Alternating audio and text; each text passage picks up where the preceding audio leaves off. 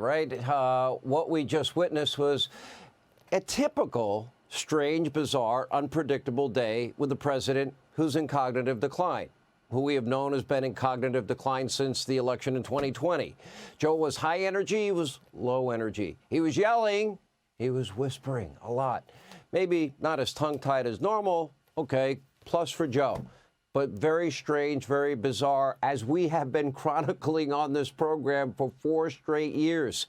This is why the big lie and cover-up is so dangerous and has been so insidious for the country and, frankly, for the world. We have been showing you this for years, and all of them, all the Democrats, the state-run media mob, they all lied. They all covered it up.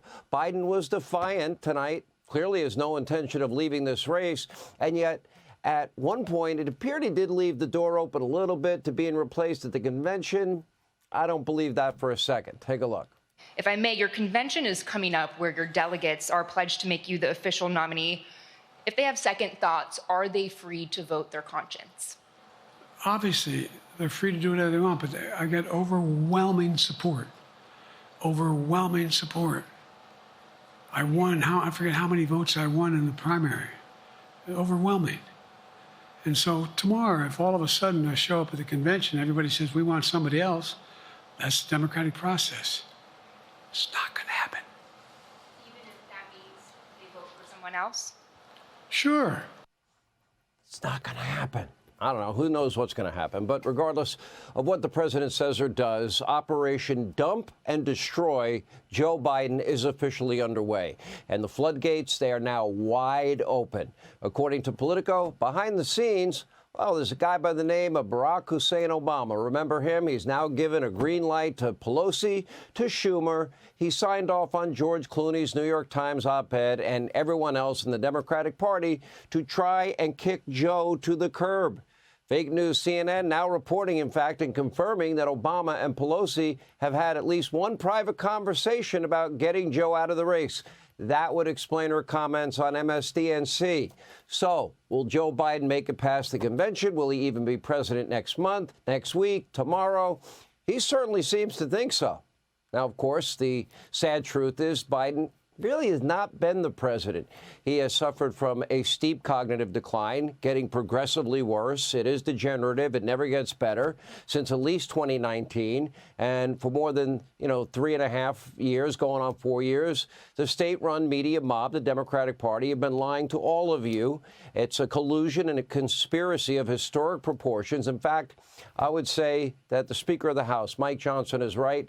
This is the biggest cover-up in American history, especially as it relates to the presidency.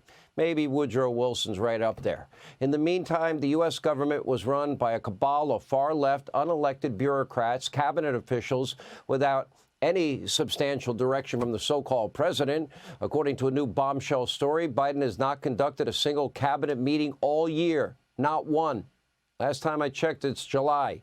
Prior high-level meetings were reportedly scripted, questions, concerns submitted in advance. This apparently, giving the questions to interviewers ahead of time, been a regular practice for years. One source telling fake news CNN the entire display is kind of an act. As you can see, Joe Biden is little more than a front man pretending to be your president while following the orders during these rare, heavily scripted public appearances as Biden's closest advisors, his family, all obviously attempted to hide this cognitive decline, but they all knew. And every Democrat knew. And everyone in the media knew. This is an unprecedented scandal. We need to get to the bottom of it. It's an egregious affront. You talk about a threat to democracy. This is a threat to democracy, all from the party that claims to care so much about the people and the democratic process. In reality, the only thing that's bothering them is they're about to lose power. They just want power in perpetuity.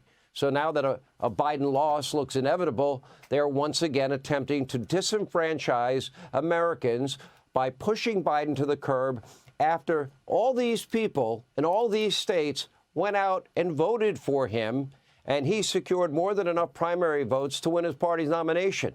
The Democratic establishment, the media mob, state-run media, were hoping tonight's press conference would totally, completely humiliate Joe Biden and force him to step down or, at the very least, give high-ranking Democrats the political ammunition they need to publicly call for Joe's resignation.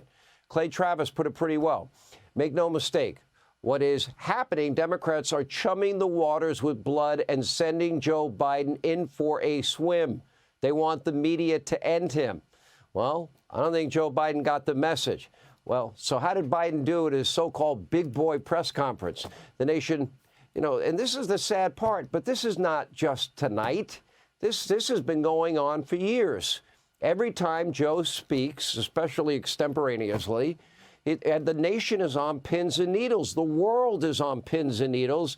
And by the way, our enemies, President Xi and Putin, the mullahs in Iran and Kim Jong-un are doing backflips because whenever Joe appears in public, especially after 4, you have no idea who's coming.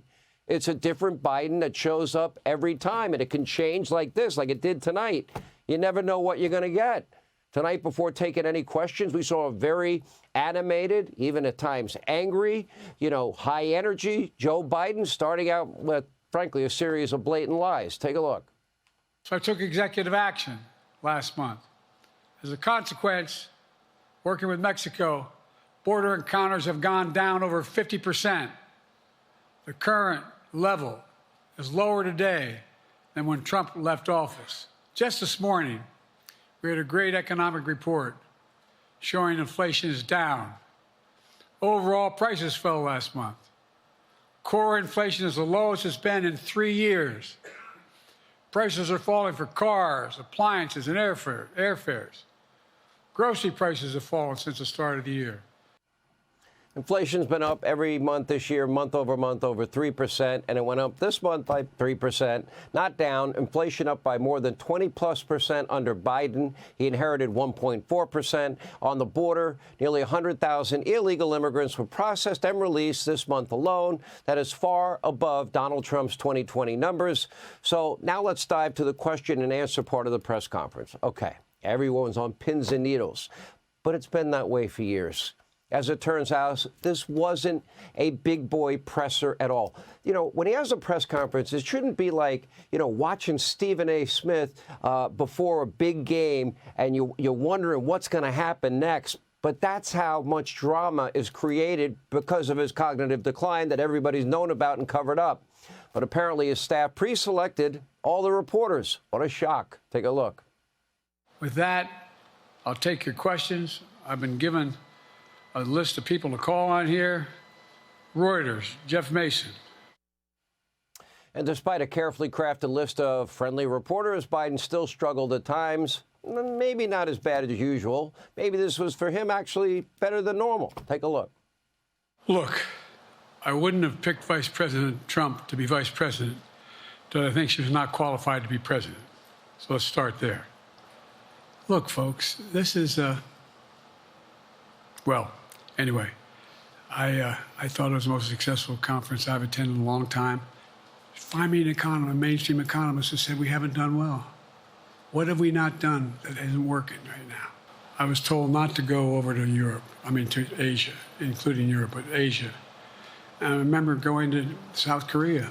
Instead of starting a fundraiser at 9 o'clock, start at 8 o'clock. People get to go home by 10 o'clock. That's what I'm talking about. I'm not talking about, and if you looked at my schedule since I made that stupid mistake in the campaign, in the debate, my schedule has been full bore. I love my staff, but they add things all the time. At the very end, I'm catching hell from my wife for that. Anyway,